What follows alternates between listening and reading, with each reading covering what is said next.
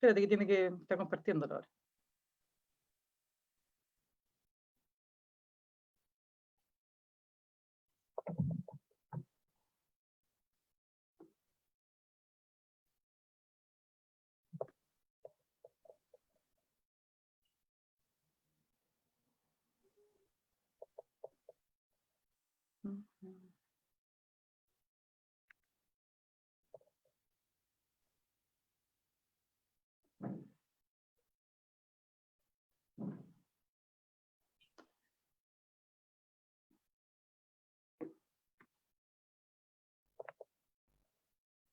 Hola a todos, muy buenas noches. Hoy día miércoles 20 de mayo, les agradecemos también por estar con nosotros en la Botica Mujeres en Salud. Hola, muy buenas noches chicas, Fabiola y Nicole. ¿Cómo están? Hola. Hola Cristina, hola Nicole. Feliz de estar nuevamente en un nuevo capítulo de La Botica. Nos vamos con el tercer programa ya. Eso, es nuestro tercer capítulo entonces, de día miércoles 20 de mayo. Y como día miércoles, ¿cierto? Hemos tenido unas noticias bastante lamentables con esta contingencia de lo que tiene que ver con el COVID en Chile.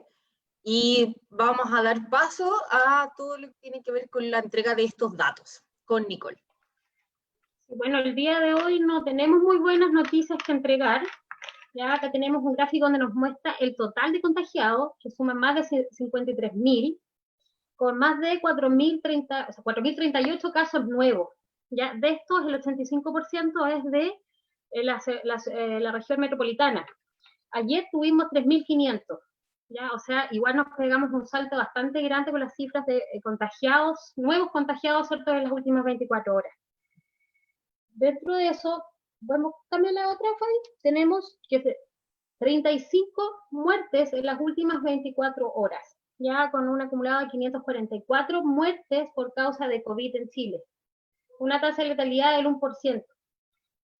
La verdad que también ahí tuvimos un salto en el aumento de las muertes por COVID. En el caso de la región del Biobío tenemos 1.224 casos y en la comuna de Concepción 189. También ahí tuvimos un salto en el aumento. Ahora, de las camas UCI, no sé si puedes colocar el gráfico, vemos la distribución, ¿cierto?, por regiones. Y, bueno, la octava región no estamos tan mal con un 51%, pero tenemos regiones que sí estamos bastante complicados. No sé, Cristina, si nos pudieras complementar con algunos de los datos de la ocupación de camas UCI por región. Sí, la ocupación de camas UCI en nuestra región hasta el momento va bastante bien dentro de todo.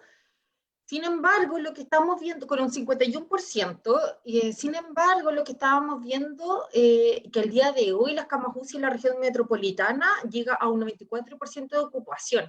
Si nosotros como región del Biobío nos comparamos con el resto de las regiones, podemos ver que estamos dentro de la media positiva, en el fondo, y es por eso que como estas camas UCI están bastante liberadas en nuestra región, es porque están transportando pacientes desde Santiago hasta acá. A la semana pasada, si no mal no lo recuerdo, la ocupación de camas UCI era cercano a un 40%, por eso que se tomó la decisión desde Santiago de transportar estos pacientes para acá.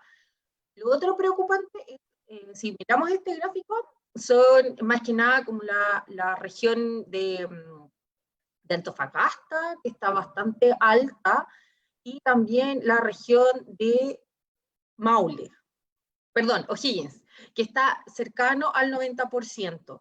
Y esto ha sido más que nada la de O'Higgins por el transporte y el traslado de pacientes con ventilación mecánica desde Santiago. Entonces, el otro día lo que decía el doctor Ugarte es que lo ideal y ya cercano a lo crítico es que estas camas UCI ojalá lleguen solamente hasta el 85%. Así que, como vemos a nivel nacional, claro, no hay un colapso en sí, lo que es contrario a la región metropolitana, que ya está al 94%. Sin embargo, tenemos otras regiones, como por ejemplo el Maule, que está en un 55%, y también, bueno, nosotros Biobío y Aysén. Aysén igual está cercano al 50%. Estas son las regiones donde en el fondo también se pueden hacer traslados de pacientes desde la región metropolitana. Para complementar, igual de cierto modo, perdón, de cierto modo, ¿cuál es su opinión con respecto al traslado de pacientes que se está realizando? Porque se explica también por temas de calidad y de descongestionar un poco a los equipos de Santiago, que nos imaginamos igual de estar súper extenuados ya a esta altura. Contestando un poco tu pregunta, Fabiola, a nivel país tenemos 758 pacientes conectados a ventilador a nivel nacional. Obviamente nosotros trabajamos en una red y tenemos que, ¿cierto?, apoyar a las regiones que estén más congestionadas, en este caso como es la región metropolitana. Así es que obviamente como Concepción, y aquí la llegada, porque ha sido noticia, ¿cierto?, las últimas semanas, la llegada de pacientes de Santiago, la verdad es que acá tenemos un tremendo hospital, y solamente reforzar las medidas, y ahí también pedirle, ¿cierto?, a las autoridades reforzar las medidas para que no lleguemos al colapso del sistema en las regiones. O sea, yo creo que por ahí va el mensaje. No sé qué puedes complementar, Cristina. Sí, yo creo que hay que seguir monitoreando la ocupación de camas UCI. Estas 2 próximas semanas van a ser semanas críticas, semanas que tal vez vamos a tener que llegar a ayudar a otras regiones, lo más probable, porque son vidas que estamos tratando de salvar. Sin embargo, hay que seguir teniendo ojo en el número y también pidiéndole a la autoridad sanitaria que entregue esta información de los porcentajes, porque esta información nosotros la sacamos mayoritariamente de la página de medicina intensiva, que hace su reporte a diario, pero también nos falta esta información desde la Seremi. Entonces sería bastante bueno aportar desde ahí, desde esa entrega de información desde la autoridad sanitaria regional. Exactamente. Bueno, recordar además que en las cifras que dieron desde el MinSal hoy día se tomaron 12.469 exámenes en las últimas 24 horas. Ya, esto ha ido igual en baja, la semana pasada llegamos a tomar más de 16.000, después bajamos a 4.000 fueron el día de hoy. No, 12.469 12.000. a nivel nacional, sí. Una tasa de positividad como del 30%. Imagínate si se hubiesen tomado los de 16.000 exámenes que se tomaron, no me acuerdo qué día, la semana pasada. Después se bajó a 8.000, 13.000 y hoy día nuevo a 12.000. Ya que es algo importante también la cantidad de testeo que estamos haciendo a nivel nacional. Es una también de las medidas que hemos conversado también, ¿cierto?, con las chicas de la botica, que es imprescindible para poder manejar epidemiológicamente esta pandemia, conocer los casos reales de contagiados que tenemos. Y de hecho no nos deberíamos sorprender si es que durante los próximos días y a raíz del cambio que existió hoy día en cuanto a la definición de caso COVID, es que se cambia la derivación del caso sospechoso o que esté en duda porque el primer examen le salió indeterminado, que decían que se presentan un porcentaje no tan bajo de los exámenes de PCR, inmediatamente y sin necesidad de tomar un segundo examen, esos pacientes van a ser considerados pacientes COVID. Y eso obviamente va a llevar a un aumento de las cifras que va a ser bastante considerable, creo yo. Exactamente. Sí, tenemos que ir también viendo la cantidad de test que se hacen a nivel comunal y a nivel regional. Se da ese reporte, más que nada, yo aquí lo tengo, al día de hoy se hicieron en la región del Biobío 1.043 test de PCR. ¿Ya? Sin embargo, solamente está el reporte por región. Y lo que sí se ha pedido a la autoridad es que ese reporte sea a nivel comunal, idealmente, para ir teniendo in situ y a diario la cantidad de test que se hacen en nuestra comuna. Y lo otro también importante que hay que estar revisando todos los días es el número total de contagiados de COVID positivo, que al día de hoy en nuestra comuna son 189. Son 7 pacientes más que ayer en nuestra comuna. Sí. Y que eso, según conversabas tú, Nicole, quizás tiene más antecedentes porque se anunciaba también en un medio, yo lo vi creo que a través del medio de comunicación, ¿sabes? Un posible o un efectivo brote en una obra de construcción que está en Aníbal Pinto, acá con Rodríguez.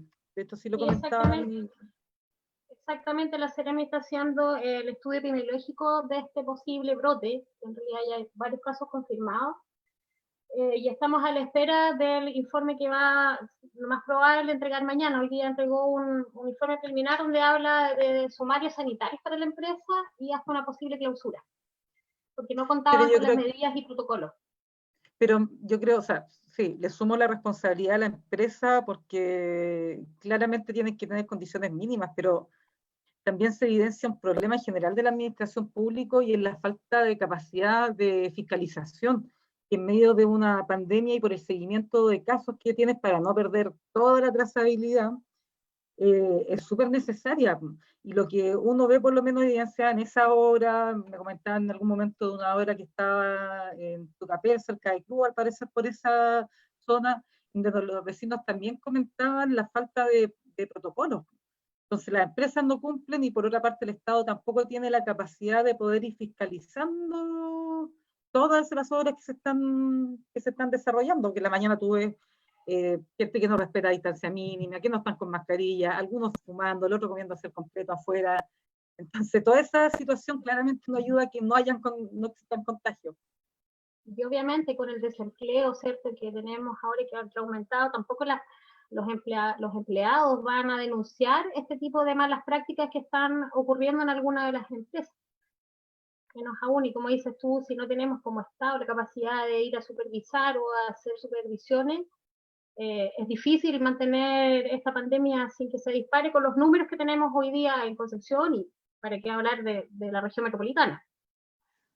Sí, yo creo que igual es importante recalcar el autocuidado. Igual tenemos o sea, en el fondo la autoridad sanitaria tiene que resguardarnos, pero nosotros también nos tenemos que autocuidar, y ese autocuidado en sí, lo principal es el lavado de manos y el uso de la mascarilla, y lo otro importante es el distanciamiento social, que tal vez no hemos relajado un poco, por lo visto, no sé, la gente que anda en la calle, no se están utilizando estas simples medidas, o a lo mejor nos estamos relajando un poco. Yo creo que a eso hay que ser bien enfático en que siempre tenemos que hacer. Y la verdad es que yo el otro día estaba leyendo, porque siempre hay que saber un poco de historia de esto, sobre la pandemia que hubo, la última pandemia que fue en 1918 al 1920, y duró 2 años. Entonces, esto va para largo. Bueno, aquí vemos que llegó nuestra invitada. Sí, Muchas gracias por estar aquí con nosotras. Hola. Muchas gracias. Hola.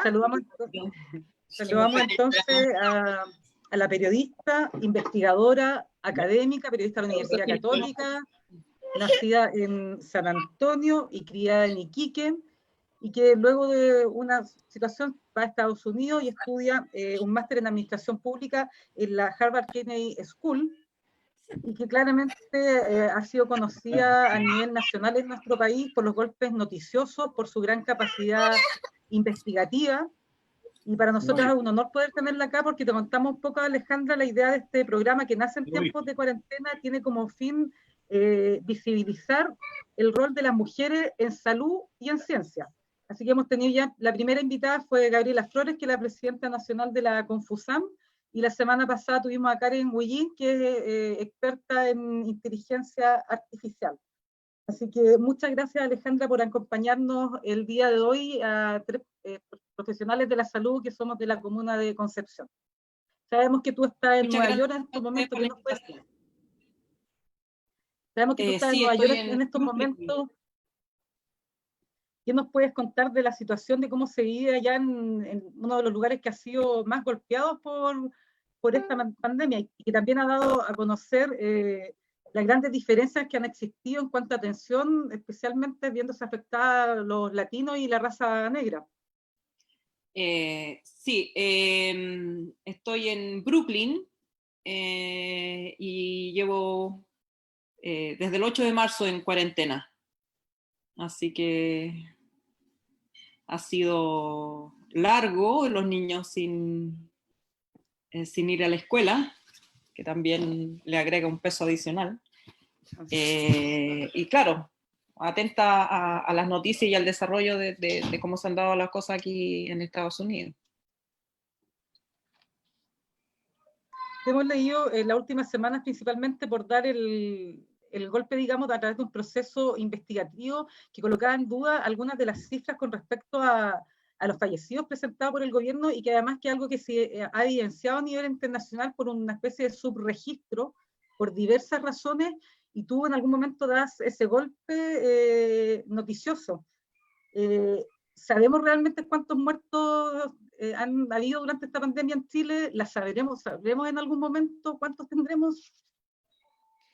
Es una zona muy opaca porque es muy difícil determinar si una persona que falleció en su casa, por ejemplo, y a la que no se le hizo el test, murió de COVID o murió de otra cosa. Y para solucionar este problema que, como dices tú, se ha visto en todos los países, porque casi todos los gobiernos tienden a contar a los fallecidos en hospital y con test positivo. Y ahí eso deja fuera un universo bastante importante de gente que o que no alcanzó a hacerse el test o que falleció fuera del recinto hospitalario. Y para medir esto, el New York Times y otros medios han hecho una práctica, digamos, que se inició en otras pandemias, no es una contabilidad nueva, que compara las muertes del año en que está la pandemia, el mismo periodo, con el promedio de los 5 años anteriores. Claro. Y entonces se determina si hay lo que se llama un exceso de mortalidad o exceso de muertes, que no puedan explicarse por otras razones, digamos. Y en Chile, y yo primero hice un ejercicio con marzo. En marzo aparecía una diferencia de 12% con el año pasado y de más de 11% con el promedio de los últimos 5 años.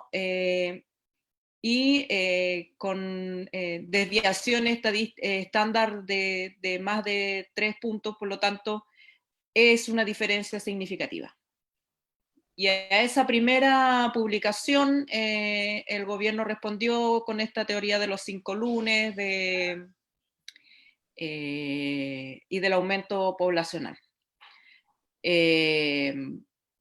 Entonces, cuando finalmente el registro civil, después digamos, también esta batalla que se ha dado por la publicación de los datos, el registro civil pone, aunque parcialmente, la información en Internet, fue posible hacer un ejercicio con un periodo más largo, desde el 2 de marzo, que es el primer caso notificado oficialmente en Chile de COVID, al 15 de mayo, y la diferencia de 11% se mantiene, y se mantiene también la diferencia estadística significativa.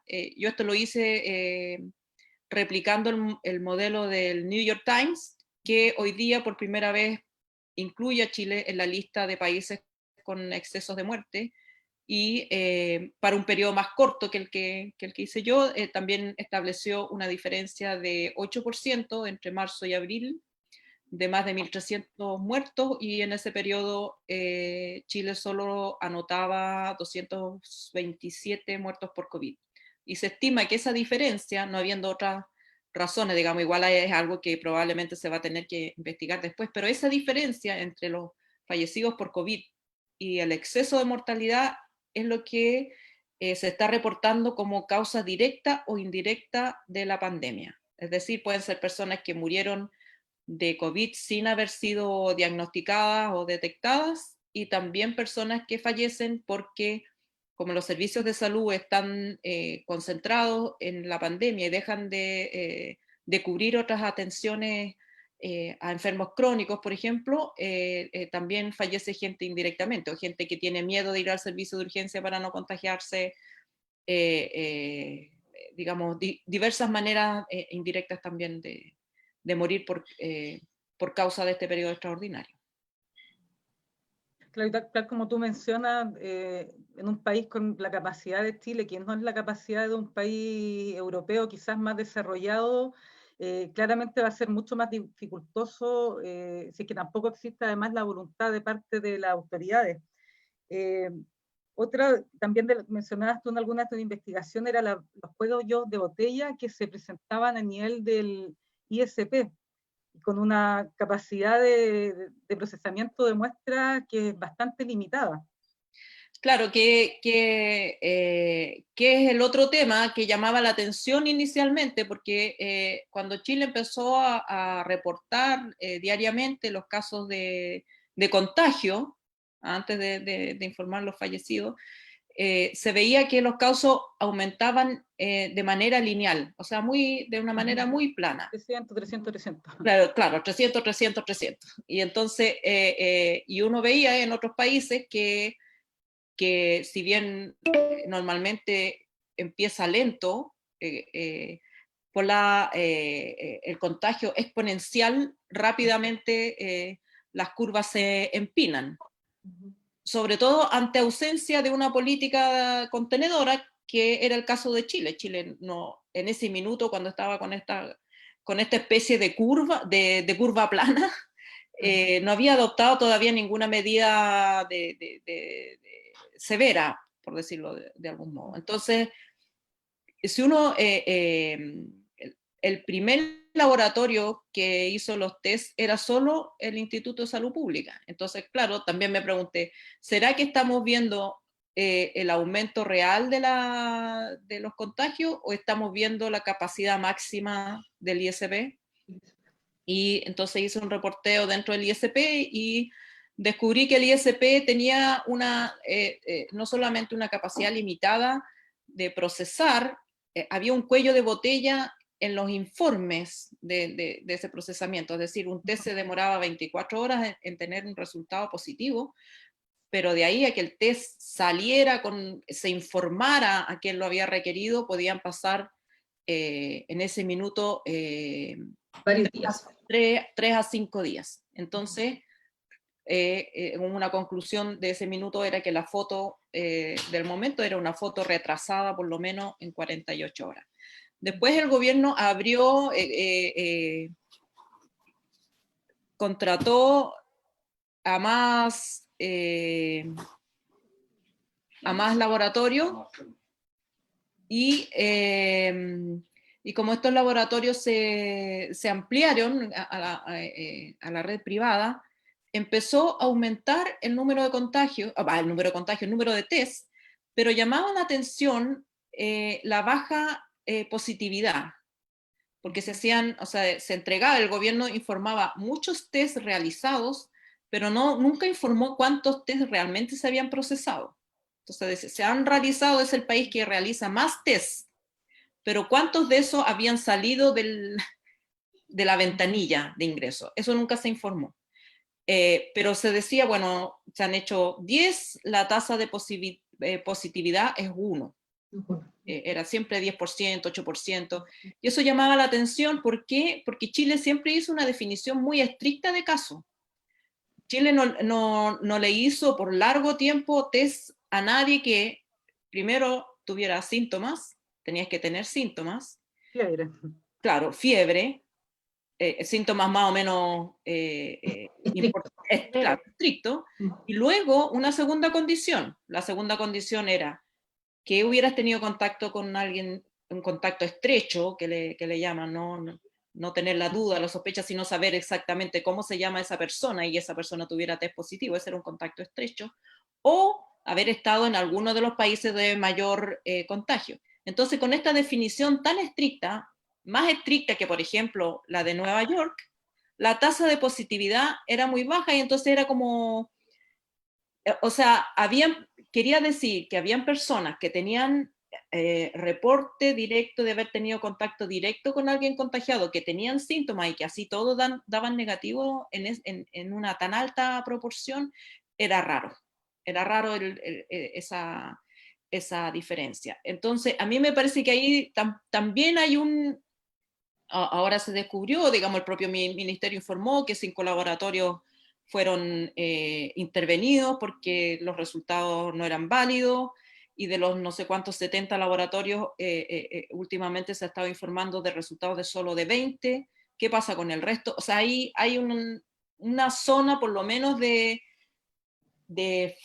poca transparencia que a mí por lo menos no me ha sido posible dilucidar. Yo le pedí un informe al ISP a través de transparencia y me dicen que me lo van a responder el 4 de junio, si es que no se toman un plazo adicional para responder. prórroga, claro. Entonces, bueno, a mí me parece que ese tema merita una auditoría, porque la gravedad de esto es que puede haber personas a las que se le dijo que su resultado era negativo, o que su resultado nunca llegó y que eran positivos, y o que fallecieron. No sabemos si los resultados de estos laboratorios que se intervinieron, esos test se volvieron a repetir.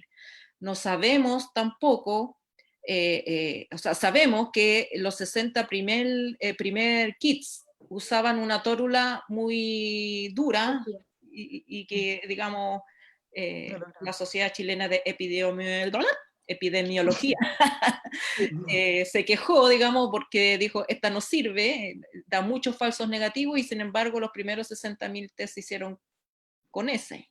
Después se cambió, pero ¿se volvieron a repetir entonces esos 60.000 o no? Lo más probable es que no.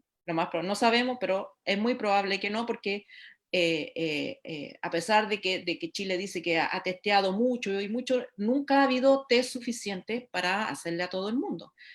La experiencia de la gente que tiene un caso positivo en su casa es que no le hacen el test a la familia. Le dicen vaya a cuarentena, pero no le hacen el test. No le han hecho test masivo a todo el personal de salud.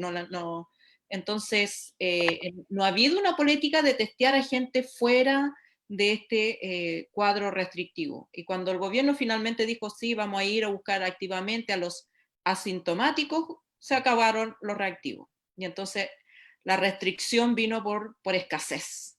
Y ahora los servicios de salud están haciendo menos test que más test.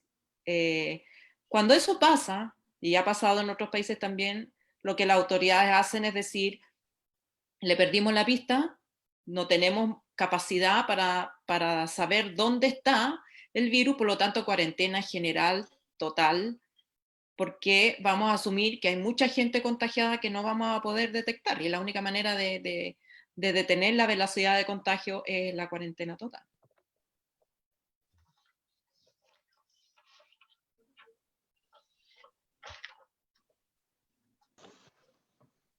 Fabi, no sé si tienes otra pregunta. No, sigue tú nomás, Cristina. ¿No? Adelante. Ya. Que aquí vamos al pimponeo, que está muy interesante. Muchas gracias, Alejandra, por estar aquí.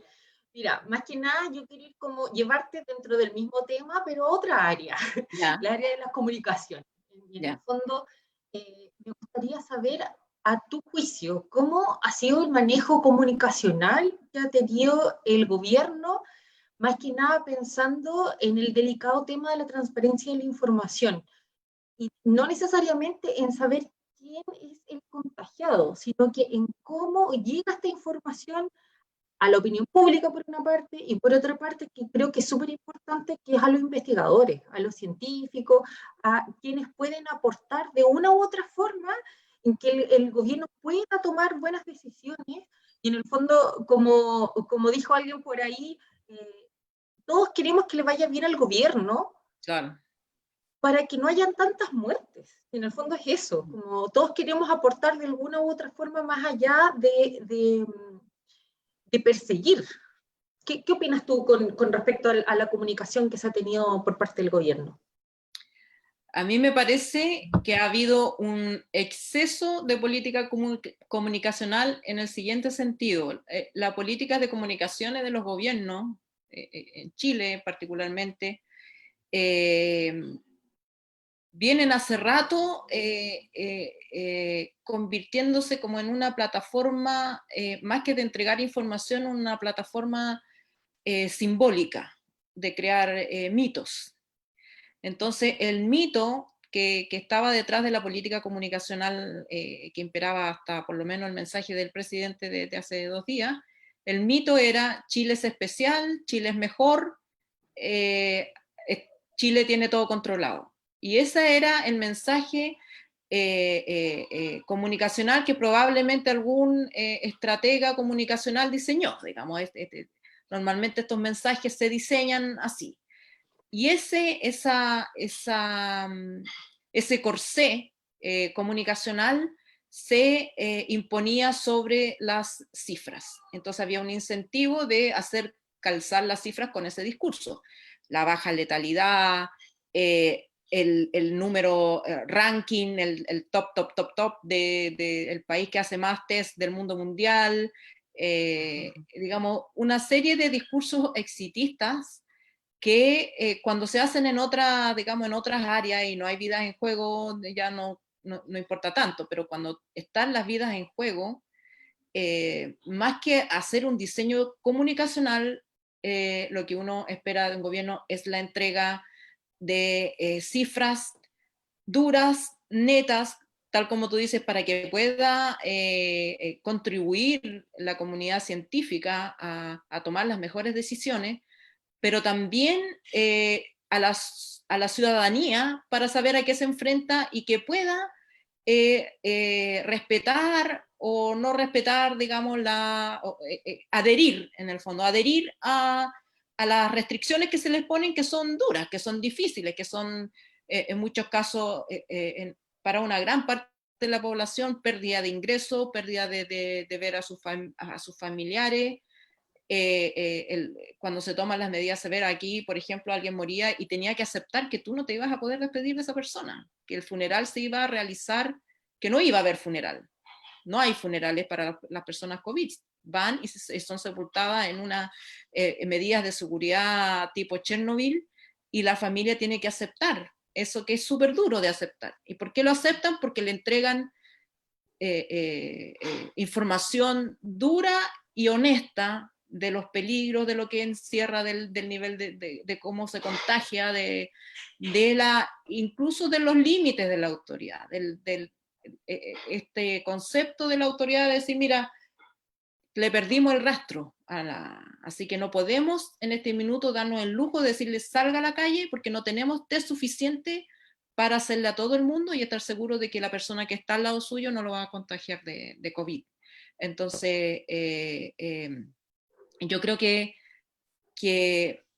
desde ese punto de vista, intentar diseñar o establecer ese tipo de discursos no se aplica a una emergencia. En una emergencia uno quiere que las autoridades estén haciendo cosas, no diciendo cosas. Entonces, ¿qué estamos haciendo para proteger al personal de salud?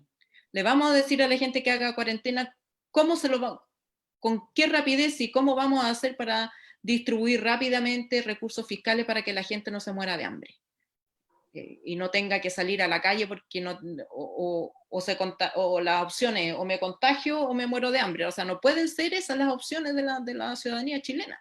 Ese es el espacio de discusión política. No si Chile es mejor que Argentina, no si Chile está en el ranking 1 o 39 de la OCDE. Y en ese contexto, ¿qué te parece a ti el mensaje de esta nueva normalidad, del poder ir a tomarse un café con los amigos, por ejemplo, que decían las autoridades hace un tiempo atrás? Es parte de lo mismo, ¿no? Es parte de esta falsa... es decir, mira, los datos que tengo me muestran que Chile, la curva, estamos aplanándose, incluso se habló de una meseta, la curva se está aplanando,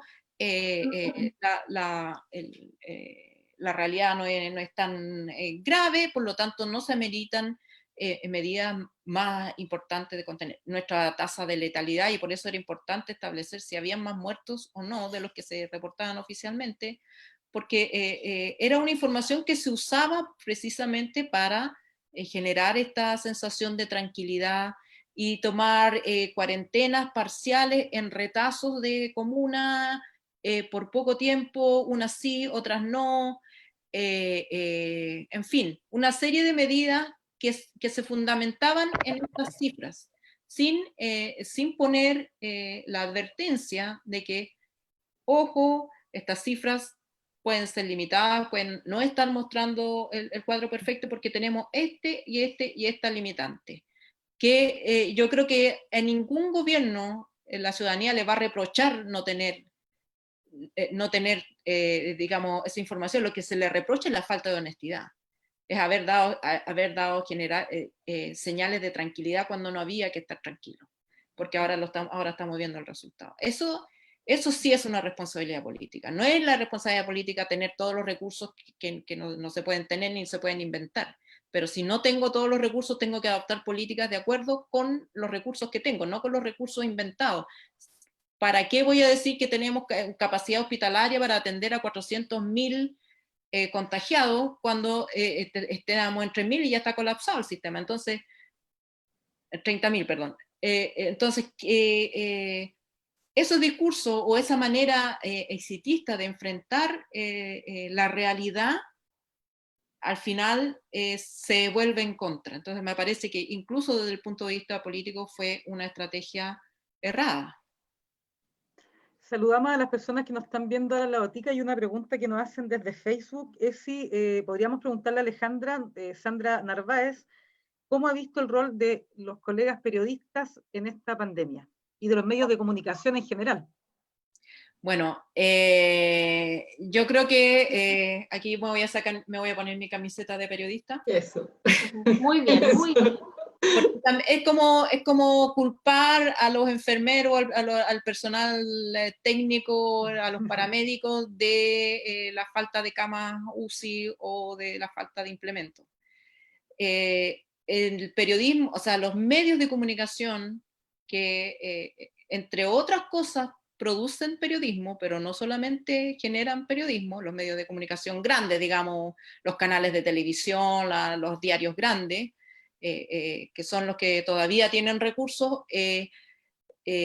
han venido recortando hace un tiempo largo todo lo que tenga que ver con prensa y han puesto los recursos más en entretención o en otros productos comunicacionales que traen mayor rédito económico. ¿Para qué estamos con cosas? Nadie pone avisos por las noticias de prensa. Se ponen los avisos en los matinales, se ponen los avisos en los shows de entretención. Sumado a eso, hay una práctica también de largo, hay que decir que, digamos, en esto uno no puede culpar a este gobierno de turno, es una práctica larga de los medios tradicionales de no cuestionar a la autoridad. Lo que dice la autoridad de manera oficial es lo que se publica. Pasó en la dictadura, cuando los gobiernos decían no hay detenido desaparecido, bueno, se publicaba no hay detenido desaparecido. No iban los reporteros a la vicaría a preguntar, aunque tenían la información al lado, no se hacía. Y lamentablemente esa práctica se ha mantenido, salvo, digamos, periodos en que se chasconean un poco más, pero se ha mantenido en general esta observancia de lo que se dice oficialmente como la verdad. Y por lo tanto, un periodista joven, un periodista que viene recién llegando, que viene a una reunión de pauta y le dice al jefe, oiga jefe, ¿por qué no vamos a reportear esta noticia? ¿Por qué no vamos a entrevistar a las personas que tienen test positivo o que se hicieron el test, a ver cuándo les llegó el resultado, si les llegó o no les llegó? No se hace, el jefe le va a decir no. Se descarta como porque también la autoridad interpreta cualquier información discrepante como un ataque político. Y hay que ver los mensajes indirectos que me han mandado a mí, de decir que soy irresponsable, que este es el tiempo de la unidad, que son fake news, que, digamos, se interpreta la difusión de información en los términos más objetivos posibles como ataque político. Y entonces nadie quiere perder la pega, todos tenemos que pagar las cuentas, todos tenemos que llegar a fin de mes. Entonces un periodista que se pone hostigoso, que quiere reportear más allá, probablemente siente el peligro o el riesgo de quedar sin pega. Y los medios alternativos, que son muchos hoy día, en general, y no los quiero meter a todos porque hay por supuesto que hay muchas notables excepciones, los medios digitales, por ejemplo, que tienen pocos recursos, muy pocos recursos, pero los recursos que tienen los han concentrado en tener buenos columnistas. Los columnistas de alguna manera han reemplazado a los reporteros. Entonces, la información que entrega el columnista para hacer algún argumento político es la información como de mayor calidad. No hay mucho reporteo de calle cotidiano, periodismo informativo. Perdón. O sea, en el fondo también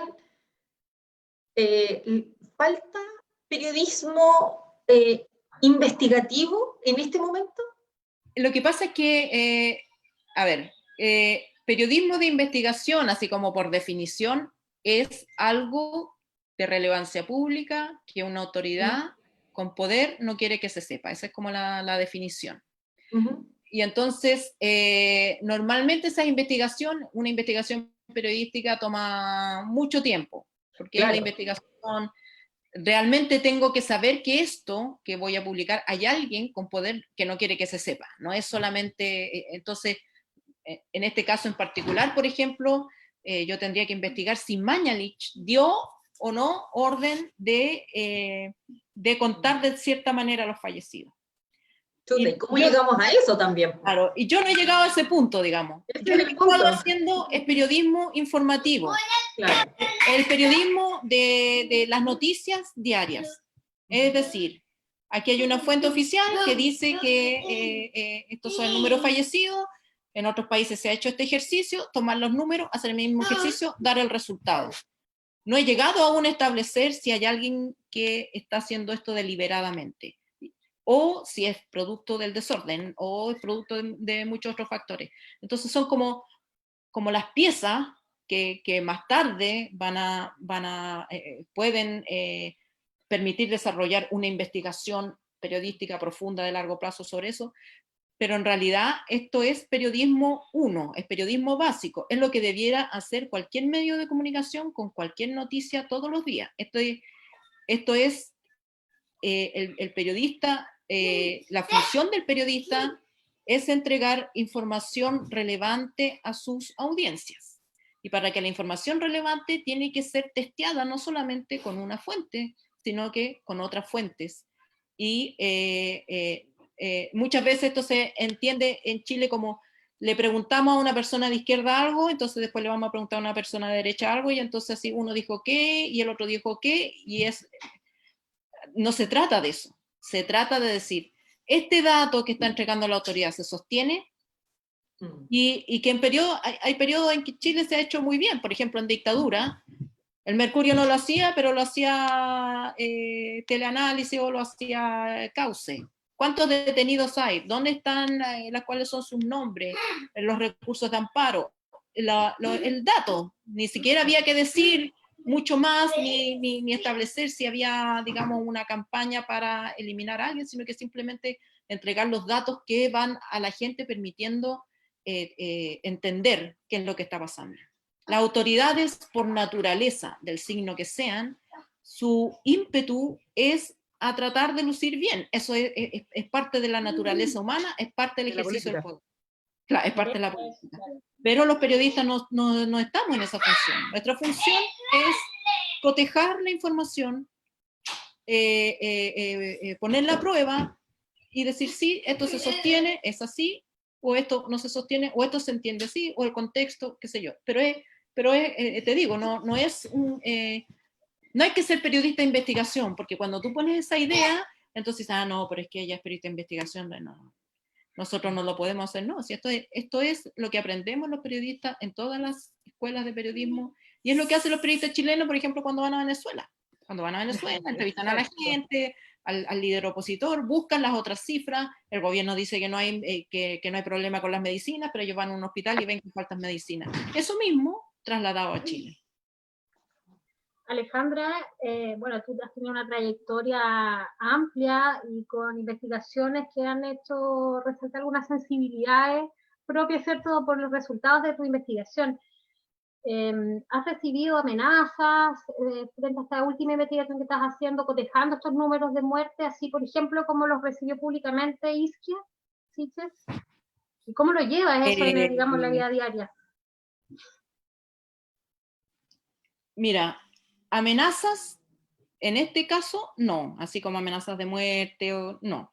Lo que he recibido es un troleo, así ya de marca mayor, de gente que me dice que soy tonta, que no sé sumar, que soy periodista nomás, ¿qué más me dicen? Comunista, que estoy feliz acumulando muertos, una serie de insultos, o me dicen, no, tu propósito es hacer esto para tener pantalla y después ganar un escaño. O sea, ellos ya saben lo que yo quiero, lo que se da, gente que, digamos...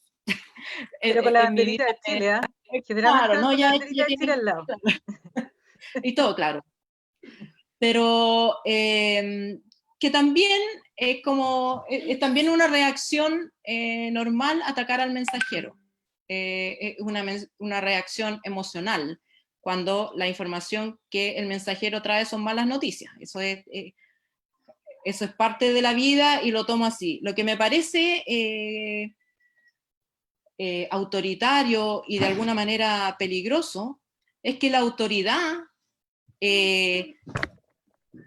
asuma el mismo discurso. Que la autoridad diga que hay intenciones ocultas, fíjense las intenciones ocultas de las personas que traen esta información, porque estimula el ataque, estimula la conducta de esas personas. En vez de decir, mira, hay una información interesante, no la tenía en cuenta, la vamos a estudiar, la vamos a explorar, vamos a buscar los datos, porque entendemos que tanto la labor del periodismo, como decías tú, como la labor de las autoridades, es querer que esto se maneje bien. Yo no quiero que la gente muera, yo quiero que la gente viva. Por eso estoy entregando información para que se tomen las medidas que hay que tomar con la gravedad que la situación merece. La gente que ha fallecido, tal vez sin que nunca le hicieron el test, ya falleció y ese dolor ya está ahí, pero no queremos que esto siga aumentando porque no ver esa realidad lleva a tomar las medidas que ya hablábamos hace un rato, de relajo total, que tomemos un cafecito, abramos el mall, aquí no pasa nada. Abramos el mall en un matinal, con show, con... Claro, con show, con prensa, y los senadores paseándose, o sea, esto que está pasando en el Congreso es un reflejo de esta trivialidad con que se toma el tema. O sea, vamos a decirle a la gente que se quede en la casa, pero nosotros nos vamos a reunir, nos vamos a dar besitos en la cara. O sea, no se enteraron de lo que pasó con la Seremi de la región del Biobío, comenzando la epidemia de la Araucanía. No se enteraron, entonces, ay, no, es que el té yo tenía, o sea... no, yo me hago el test todos los días y no importa, porque como me puedo hacer el test toda la semana, yo puedo entonces andar circulando por la vida sin mascarilla, sin nada. Entonces se convierte el tema, se trivializa, se faranduliza. Se faranduliza, exactamente. Para ya ir cerrando, Alejandra, y como es una pregunta ya clásica de nuestro programa, ¿cuál sería tu mensaje para las niñas que en estos momentos están pensando quizás en qué dedicarse al futuro, y cómo ha sido también para ti inspirar probablemente a muchas mujeres en el área investigativa por tu rol que tuviste en la defensa de los derechos humanos, por confrontar en su momento al Poder Judicial, y hoy mismo en medio de esta pandemia probablemente abriéndonos los ojos a muchas personas con respecto a las inconsistencias de las cifras? ¿Qué palabras les podrías dar tú a tantas mujeres que el día de hoy te están escuchando, para que en el fondo se atrevan a ir a hacer el doctorado a Harvard y siempre pensemos un poquito más allá de lo que probablemente las barreras de esta sociedad nos colocan? O sea, el mensaje que les podría hablar toda la noche, pero el mensaje que me gustaría darle a las niñas, a las jóvenes, a las mujeres, que incluso las mujeres ya de cierta... Yo tengo 54 años y estoy haciendo otro máster. y todos mis compañeros son de 25, 30 años. No importa. No importa la edad, no importa lo que hiciste antes, no importa si estuviste 10 años en tu casa y ahora quieres estudiar, hazlo. No le tengan miedo a los números. Muchas veces las personas con poder, que curiosamente coincide con que además son hombres, se consideran dueños del saber. Entonces cuando sale una insolente que es mujer, con otros datos, la primero que te van a decir es que eres tonta, que tú no sabes, que tú no entiendes, que no hiciste bien las cuentas, y eso es muy desalentador, es muy, te golpea y cuesta, digamos, reponerse y decir, ay, a lo mejor tienen razón, a lo mejor me equivoqué.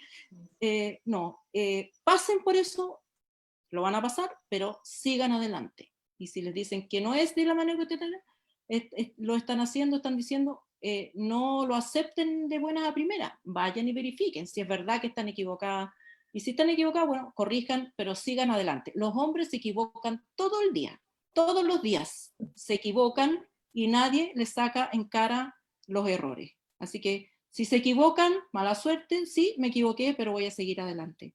Sigan adelante y no dejen que nadie les diga ni que son tontas, ni que el saber es tan especial y que tienen que ser genios para entenderlo. No es así. Muchas gracias, Alejandra, por la participación en nuestro programa. Muchas gracias a ustedes. Te mandamos un abrazo a distancia. Gracias a Muchas ustedes. gracias por todo. Abrazo. Y gracias por tener un programa con mujeres. Me han invitado a varios programas estas 2 semanas digitales y bueno, en buena parte son solo hombres, así que las felicito. ¡Vamos! ¡Vamos! Muchas gracias, Alejandra. Yo también te quiero mucho, mi amor. Qué buen término. Qué buen término. Chao, Alejandra. Ya, y nosotros entonces seguimos con terminando nuestro programa. Y más que nada ahora pasamos a la última parte donde el tema me toca a mí. Y hoy día les quiero comentar algo muy cortito, más que nada como el manejo comunicacional del gobierno, más allá de lo puntual del fondo. Les quiero comentar más allá como el contexto general, viéndolo más allá de las palabras que han utilizado. Vamos a ir hablando un poquito más. Yo encontré un paper, ya que nos gusta tanto hablar de los papers, que se llama ¿Cómo gestionar una crisis y no morir en el intento? Y es de 2 doctores. Uno es Carlos Rodríguez, que es doctor en comunicación política, y otro es Mateo Hernández, que es doctor en ciencias políticas, ambos de la Universidad Complutense en Madrid. Y ellos hacen un mini resumen de cómo gestionar una crisis. Entonces, este resumen son recomendaciones que ellos hacen más que nada como a las autoridades. Y la primera recomendación es que no hay política sin comunicación, ¿cierto? La única forma de poder hacer política o lograr realizar política es comunicándonos con las otras personas. También prever y vencerás, que es en el fondo un protocolo de acción. ¿Qué hacer cuándo? ¿Cierto? El punto suspensivo. Detectar el motivo de la crisis. Eso tenerlo súper claro, y también contar con un gabinete con poder ejecutivo. Yo sé que en este momento las autoridades de nuestro gobierno tienen su gabinete, pero tal vez el gabinete no es el preciso. Podríamos decirlo de esa forma. Ahí me estoy bajando el potito. Ya empecé. Ya, después, sigamos. Comunicar con transparencia. Esto lo dice el paper, no lo digo yo. Lo dice el paper. La prioridad, también proteger a los grupos de riesgo, y es algo que sí hemos visto, ¿cierto? El concentrar tus mensajes, y en el fondo, a mí me da un poco de risa, el cómo responder las preguntas que, en este caso, hacen los periodistas hacia la autoridad.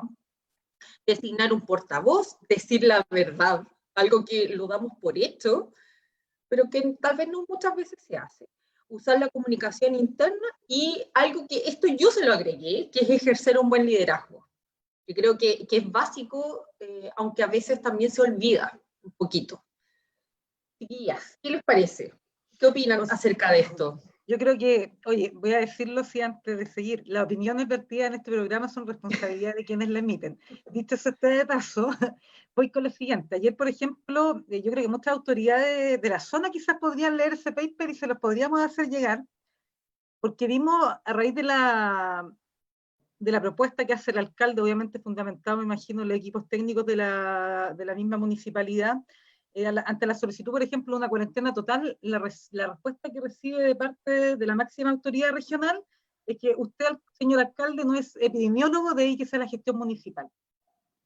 Y eso más allá de la anécdota que en los medios de comunicación se confrontan como dos autoridades de partidos diferentes enfrentándose, el conflicto en sí, y a la pandemia y al manejo de la crisis no es muy positivo, digamos, porque el alcalde de Capital Regional, intendente, que no se logren comunicar y que se note esa fricción, se podría decir, ese roce, es súper complicado cuando se vienen tiempos que son aún mucho más complejos, incluso de lo que muchos son capaces de vislumbrar. Y en el fondo son como gratuitos. No, en vez de unir, como que separa y es un momento de unirse, de alguna u otra forma. Es como muy niñería de elección, como que uno ve eso en las elecciones y en la campaña y dice, sí, es parte de, pero en medio de la pandemia, no sé. Yo estoy de acuerdo con Fabiola, creo que la respuesta no fue la más acertada y que genera estos roces que más allá de la crítica y las diferencias de opinión que podamos tener, y porque hay incluso los expertos, ¿cierto? Algunos que dicen sí, cuarentena, otros dicen no, no hay que hacer cuarentena. Y hay evidencia más allá para todo. Evidencia para todo, ¿cierto? Y por eso te digo, ni los especialistas se ponen, ni los epidemiólogos se ponen de acuerdo muchas veces, pero creo que no son la forma y que no suma a esto que tenemos que unirnos, más allá de que podamos pensar diferente, y eso no quiere decir que no lo vayamos a decir, pero comunicacionalmente no podemos, digamos, no validar las propuestas o las opiniones del resto. Yo creo que por ahí no va, digamos, la solución para que todos nos pongamos de acuerdo y asumemos a que esta pandemia no se siga expandiendo en la región y a nivel del país. En el fondo, igual tener un poco la mente abierta para escuchar las diversas opiniones, porque yo siempre he visto, dos cabezas piensan mejor que una, entonces a lo mejor a otra persona se le puede ocurrir otra cosa y que se pueda llegar a implementar y que sea una muy buena idea de llevar a cabo. Y porque además claramente se representan mundos diferentes, la visión, por lo mismo se complementan. Perdón, Nicole. Sí, no te voy a decir que acá no somos dos mentes pensantes, somos tres, así que imagínense lo que sale de este programa. Sí, ya no sé qué pensar. Sí. Quería comentarles que Carol Huillín nos mandó un saludo también por Facebook, que fue nuestra invitada de la semana pasada, así que nos comentó ella en el... Hola, Carol. Saludos a Carol también, que nos está viendo desde Australia. Muchas gracias, Carol, por seguir apoyándonos. Es nuestra seguidora más lejana. Claro. Y la más fiel, ha sido súper fiel. La más fiel, sí. Hoy ya como que vamos terminando, ya son como cerca de las 9 de la noche. Los invitados también a seguirnos en nuestras diversas plataformas, en Facebook, ¿cierto? En la Botica Mujeres en Salud, en Instagram también, y tenemos la primicia que tenemos canal de YouTube, así que prontamente empezaremos a subir los distintos programas que hemos realizado. Y tenemos una sorpresa, ¿cierto? ¿La lanzo o no la lanzo? No. ¿Me mojo o no me mojo? Vamos a ponerle sonido. Ya teníamos la próxima invitada, nuestra invitada para la próxima semana, pero antes de decir quién, que va a ser el próximo miércoles, de forma excepcional, a las 6 de la tarde, ya por este mismo canal, tendremos una invitada, otra invitada de lujo, es la doctora Isquia Siches, presidenta del Colegio Médico de Chile. ¿Ya? Así que ella será nuestra invitada. Con tremendo rol en esta crisis, tremendo rol del Colegio Médico y de ella. Sí, así que quedan todos invitados, avisen a sus amigos, a sus mamás o a sus papás, para que nos acompañen, nos hagan preguntas. Así que recuerden, a las 6 de la tarde, el próximo miércoles. Ya, chiquillos, nos despedimos entonces, siendo las 21:00. Nos vemos la próxima semana. Chao, Nos vemos. chao. Chao. Chao.